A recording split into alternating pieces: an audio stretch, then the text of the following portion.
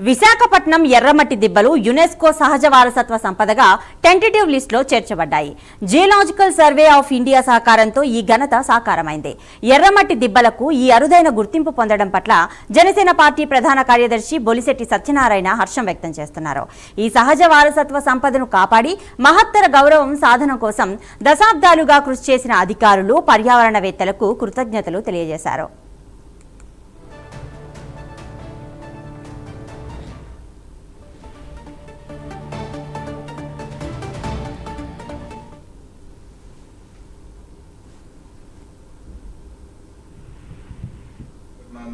ఈరోజు నేను న్యూస్లో చూశాను, అది మీతో పంచుకుందామని. ఎందుకంటే యునెస్కో వరల్డ్ హెరిటేజ్ సైట్స్లోని మన విశాఖపట్నం ఎర్రమట్టి దిబ్బలు కూడా చోటు చేసుకున్నాయి. టెంటేటివ్ లిస్ట్లో 27/8/2025 న్యాచురల్ హెరిటేజ్ సైట్గా యాడ్ చేశారు. ఆంధ్రప్రదేశ్లో 2, ముఖ్యంగా ఎర్రమట్టి దిబ్బలు ఒకటి, అలాగే శిలాతోరణం, నెక్స్ట్ అక్కడ తిరుపతిలో ఉన్న శేషాచలం అడవులను కూడా అందులో చేరుస్తూ వాటిని రక్షించాల్సిన ఆస్తుల్లో, ప్రపంచ ఆస్తుల్లో వాటిని చేర్చడం జరిగింది. చాలా సంతోషకరమైన విషయం. ఎందుకంటే దీని గురించి ఈఏ శర్మ గారు, రాణి శర్మ గారు ఎన్నాళ్ళ నుంచో లోకల్ ఇంటాక్ వైస్ విశాఖపట్నం, అలాగే డాక్టర్ రాజశేఖర రెడ్డి గారు, వీళ్ళంతా కూడా ఇదివరకు ప్రొఫెసర్ తిమ్మారెడ్డి గారు, వీళ్ళంతా కూడా ఈ జియో హెరిటేజ్ సైట్ని ఎలాగైనా సరే కాపాడాలి అని చెప్పి చాలా కష్టపడ్డారు. ఇన్నాళ్ళకి ఈ సంవత్సరం ఆగస్టు 27వ తారీఖుని 8 సైట్లు వెళ్ళి 7 సైట్లు వెళ్ళి 7 సైట్లని international UNESCO world heritage site వాళ్ళు టెంటేటివ్ లిస్ట్లో యాడ్ చేశారు. టెంటేటివ్ లిస్ట్లో యాడ్ చేయడం అంటే ఇప్పటి నుంచి మనం 1 సంవత్సరం పాటు ఆ సైట్స్ని ప్రాపర్గా ఉంచితే అది పర్మనెంట్ యునెస్కో సైట్స్ అవుతాయి. ఆ తర్వాత ఇంటర్నేషనల్ మ్యాప్లో ఆంధ్రప్రదేశ్ నుంచి 2 ఇంపార్టెంట్ ఐటమ్స్ యాడ్ అవుతున్నాయి. ఒకటి తిరుపతి ప్రపంచ ప్రఖ్యాతి చెందింది, కానీ అక్కడ ఒక శిలాతోరణం ఉంది, అది అరుదైన కన్స్ట్రక్షన్. అలాగే విశాఖపట్నంలో ఉన్న ఎర్రమట్టి దిబ్బలు కూడా 2.58 బిలియన్ ఇయర్స్ క్రితం అది హిమపాతాలకి, అంటే మంచుకి ఇటు వేడికి తట్టుకొని నిలబడి ఫార్మ్ అయిన జియోలాజికల్ ఫార్మేషన్స్ అని చెప్పి చెప్తున్నారు. వన్ ఆఫ్ ద ఓల్డ్, అంటే పాత, అంతకంటే పాత పురాతన మనం పరిశోధన చేయడానికి దొరకదు. ఎన్నాళ్ళుగో విశాఖపట్నం ఎర్రమట్టి దిబ్బలు యునెస్కో సహజ వారసత్వ సంపదగా టెంటేటివ్ లిస్టులో చేర్చబడ్డాయి. ఇక జియోలాజికల్ సర్వే ఆఫ్ ఇండియా సహకారంతో ఈ ఘనత సాకారమైంది. ఎర్రమట్టి దిబ్బలకు ఈ అరుదైన గుర్తింపు పొందడం పట్ల జనసేన పార్టీ ప్రధాన కార్యదర్శి బొలిశెట్టి సత్యనారాయణ హర్షం వ్యక్తం చేస్తున్నారు. ఇక ఈ సహజ వారసత్వ సంపదను కాపాడి మహత్తర గౌరవ సాధన కోసం దశాబ్దాలుగా కృషి చేసినటువంటి అధికారులు, పర్యావరణవేత్తలకు కృతజ్ఞతలు తెలియజేశారు. ఇక రైట్ ప్రతిభ, నిజంగానే ఈ ఎర్రమట్టి దిబ్బలు ఏవైతే ఉన్నాయో గత ప్రభుత్వ హయాంలో కబ్జాలకు గురయ్యాయి, భారీగా అక్కడ తవ్వకాలు అవన్నీ కూడా జరిపారు. బట్ ఇప్పుడు యునెస్కోకి సంబంధించిన టెంటేటివ్ లిస్ట్లో జాయిన్ అవ్వడం నిజంగా హర్షించదగ్గ విషయం. మన డిప్యూటీ ఇన్స్పెక్టర్ వాసు ఏమంటున్నారు చూద్దాం. సో ఇక ఇదే అంశానికి సంబంధించిన మరింత డీటెయిల్స్ మా డిప్యూటీ ఇన్పుట్ ఎడిటర్ వాసు అందిస్తారు. వాసు, ఇంకా దీని గురించి డీటెయిల్స్ ఇవ్వండి.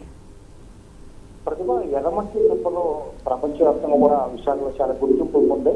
ఎర్రమట్టి దిబ్బలు గతంలో కూడా సహజ వారసత్వ సంపదగా కూడా గుర్తించడం జరిగింది. ప్రస్తుతం ఇప్పుడు యునెస్కో గుర్తించడం, టెంటేటివ్ లిస్టులో చేర్చడం పట్ల విశాఖ వాసులు అయితే హర్షం వ్యక్తం చేస్తున్నారు.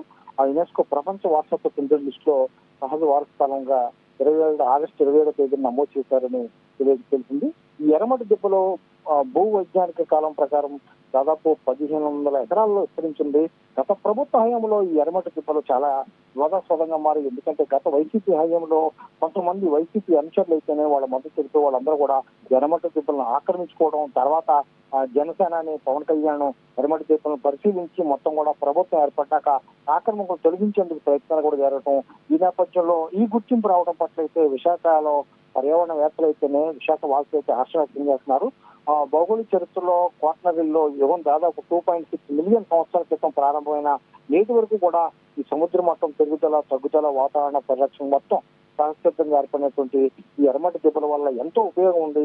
ఇసుక సిల్ట్ మట్టి కలగతో ఏర్పడినటువంటి ఎర్రమట్టి దిబ్బలు సహజ ఆక్సిడేషన్ వల్ల ప్రత్యేకంగా ఎరుపు రంగులో మెరిసిపోతుంటాయి, పర్యాటకులను కూడా ఆకర్షిస్తాయి.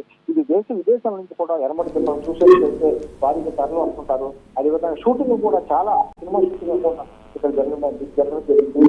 దీనికి సంబంధించి గతంలో మాజీ మాజీ ఐఏఎస్ జరిగితేనే ప్రొఫెసర్ తిమ్మారెడ్డి అయితే ఇలాగ చాలా మంది బొలిశెట్టి సత్యనారాయణ అయితే వీళ్ళందరూ కూడా ఎర్రమట్టి దిబ్బలు కాపాడేందుకు మొత్తం చాలా కృషి చేశారు. ప్రస్తుతం యునెస్కో గుర్తింపు రావడం పట్ల అయితే అందరూ కూడా హర్షం వ్యక్తం చేసే పరిస్థితి కనిపిస్తుంది. పరిస్థితి రైట్ వాసు, మీరు హోల్డ్లో ఉండండి. ప్రతిభ, మనం చూడొచ్చు ఇక్కడ మన విజువల్స్ లో కూడా చూస్తున్నాం ఎంత స్థాయిలో గత ప్రభుత్వ హయాంలో తవ్వకాలు జరిపారో, అక్కడ ఉన్నటువంటి వాటితో కూడా తవ్వేసి లోడ్లు చేసి అక్కడంతా కూడా ఎంత బీభత్సం చేశారో మనకు అర్థమవుతుంది. మరి ఇప్పుడు అయితే యునెస్కోకి సంబంధించిన గుర్తింపు రావడం హర్షించదగ్గ విషయం. రైట్ వాసు, మీరేం చెప్తారు దీనికి సంబంధించి? అంటే దీనిలో ఎవరెవరైతే కీలకంగా ఉన్నారో వాళ్ళకి సంబంధించి కూడా ఏమైనా ఎంక్వైరీ వేసి బయటకు తీసుకొచ్చే అవకాశం ఏమైనా ఉందా దీనికి సంబంధించి? ఎందుకంటే మన విజువల్స్ లో చూస్తాం ఈ స్థాయిలో అక్కడ డ్యామేజ్ జరిగింది. మనం ఎర్రమట్టి దిబ్బల్లో ఏ విధంగా ఆక్రమణకు గురైన ప్రమేయం కూడా గతంలో మొత్తం ప్రసారం చేయడం జరిగింది.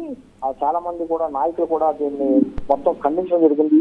అయితే పవన్ కళ్యాణ్ ఎర్రమట్టి దిబ్బను పరిశీలించిన అనంతరం కూడా ఇది మరింత వివాదాస్పదంగా మారింది. గతంలో కూడా వైసీపీ నాయకులు నేరుగా అక్కడ ఉన్నటువంటి ఎమ్మెల్యే లేకపోతే ఇతర అధికారుల సహకారంతో మొత్తం కూడా దీన్ని ఆక్రమించుకోవడం మనం చూసిన విజువల్లో కూడా సహసిద్ధంగా ఏర్పడినటువంటి భారీ గుట్టలను సజం చేసేసి ఆక్రమించుకునే పరిస్థితి ఏర్పడింది. దీనికి సంబంధించినటువంటి పూర్తి విచారణ కూడా చేయడం జరిగింది. కమిటీ వేయడం జరిగింది. కమిటీలు ఎవరో ఉన్నారో వాళ్ళ మీద చర్యలు కూడా తీసుకోవడానికి ప్రభుత్వం సిద్ధంగా ఉంది. ఇప్పటికే కమిటీ మొత్తం నివేదిక కూడా ఇవ్వడం జరిగింది. దీనికి సంబంధించి దాదాపు 1500 ఎకరాలు ఉన్నటువంటి దీంట్లో వందలాది ఎకరాలు కూడా మొత్తం ఆక్రమించారనే ఆరోపణలు ఉన్నాయి వైసీపీకి సంబంధించిన వాళ్ళు. గతంలో పర్యావరణవేత్తలు అయితే వీళ్ళందరూ కూడా ఆందోళన కూడా వ్యక్తం చేసే పరిస్థితి కనిపిస్తుంది. ప్రస్తుతం ఈ గుర్తింపు రావడంతో మరొక్కసారి ఎర్రమట్టి దిబ్బలో మొత్తం వెలుగులోకి రావడం జరిగింది. దీనికి సంబంధించిన ఆక్రమణలో లేకపోతే ఆక్రమణ సంబంధించినటువంటి తర్వాత విచారణ సంబంధించి అందరూ ఎవరో ఉన్నది కూడా త్వరలో బయటకు వచ్చే అవకాశం ఇచ్చింది. Right Vasu, thank you.